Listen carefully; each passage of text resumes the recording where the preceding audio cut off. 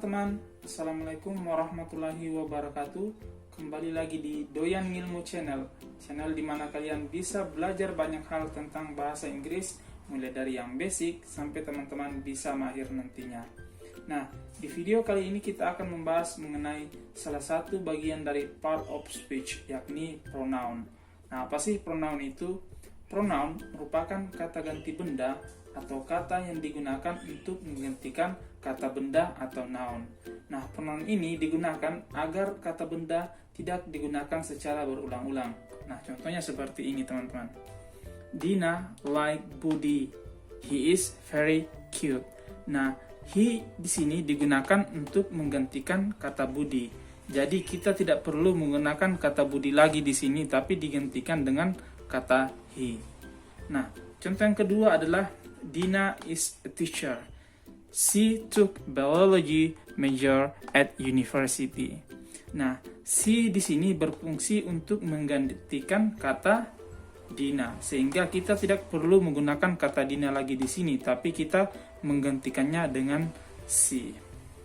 Nah, teman-teman, pronoun sendiri terdiri dari 7 kata, yakni saya, kamu, dia laki-laki, ya salah satunya adalah he, kemudian dia perempuan, kemudian contohnya adalah she, kemudian kami, mereka, dan dia benda.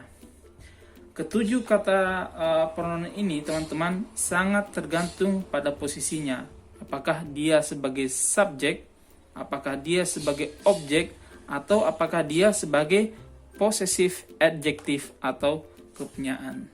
Nah, jadi kita langsung masuk saja di contoh dari pronoun ini, teman-teman.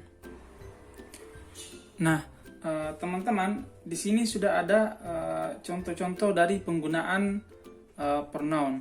Tapi sebelum kita membahas lebih jauh, saya harap teman-teman sudah paham apa sih yang dimaksud dengan subjek, objek, dan kepunyaan. Khususnya subjek dan objek, agar teman-teman lebih mudah dalam memahami materi ini. Oke, kita lanjut. Nah, teman-teman, ketujuh kata pronoun tadi, seperti saya katakan bahwa sangat tergantung dari posisinya. Apakah dia subjek, apakah dia objek, ataukah dia posisi adjektif atau kepunyaan. Contohnya saya. Ketika saya berfungsi sebagai subjek, maka kita akan menggunakan kata I. Sedangkan ketika dia objek, kita akan menggunakan me. Dan ketika dia kepunyaan, kita akan menggunakan my. Begitu juga dengan kamu. Ketika dia subjek, kita akan menggunakan you.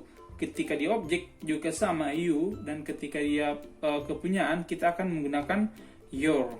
Kemudian contoh-contoh yang lainnya juga sama. Jadi teman-teman tinggal menyesuaikan dengan tabel ini. Ketika dia subjek, maka teman-teman gunakan bagian yang ini. Ketika dia objek, teman-teman gunakan bagian yang ini. Dan ketika dia kepunyaan, teman-teman gunakan bagian yang ini. Nah, kita akan beralih ke contohnya agar teman-teman bisa lebih mudah memahami atau bisa langsung mengerti cara penggunaan dari pronoun ini. Nah, yang pertama contoh subjek. Nah, misalnya I go to school, kemudian you like me, kemudian they see a cat. Nah, ini semua pronoun dengan posisi sebagai subjek, ya, I, you, dan they. Kemudian yang kedua adalah objek. Ketika dia objek, otomatis kita menggunakan bagian yang ini. Misalnya contohnya adalah Dida like me, Budi helps them. Nah, seperti itu. Kemudian ketika posisinya sebagai possessive adjective atau kepunyaan, maka kita gunakan bagian yang ini. Contohnya adalah my father, ayah saya, your glass, gelas kamu, atau our ball, bola kami. Nah, seperti itu ya, teman-teman, bagaimana menggunakan pronoun ini dalam sebuah phrase atau kalimat. Nah, teman-teman bisa memindahkan kata-kata ini dalam kalimat yang lebih panjang atau kalimat atau bahkan dalam bentuk paragraf. Yang jelasnya ketika teman-teman ingin menggantikan sebuah kata benda agar dia lebih efisien dan tidak berulang-ulang, teman-teman bisa menggunakan pronoun yang ada di sini. Tapi ingat teman-teman, sesuaikan dengan posisinya. Apakah dia subjek, apakah dia objek, atau apakah dia posesif, adjektif, atau kepunyaan. Misalnya di sini, I go to school. Saya pergi ke sekolah. Karena dia subjek, makanya kita menggunakan I. Jadi teman-teman tidak bisa menggunakan me di sini. Me go to school. Karena me digunakan ketika posisinya sebagai subjek seperti ini. Jadi my pun salah. Teman-teman tidak bisa menggunakan my di sini. Karena my digunakan ketika dia sebagai kepunyaan. Misalnya my father, ayah saya. Jadi ketika dia subjek, yang kita gunakan adalah I. Begitu juga dengan you, he, she, dan pronoun yang lain. Jadi teman-teman harus menyesuaikan apakah dia subjek, objek, atau kepunyaan. Nah, teman-teman, saya pikir cukup untuk materi pronoun pada hari ini. Semoga teman-teman bisa mengerti dan semoga teman-teman bisa menerapkannya dalam membentuk kalimat atau bahkan paragraf atau bahkan artikel sekalipun. Saya harap teman-teman bisa memahami materi ini dengan baik. Terima kasih buat teman-teman yang sudah menonton.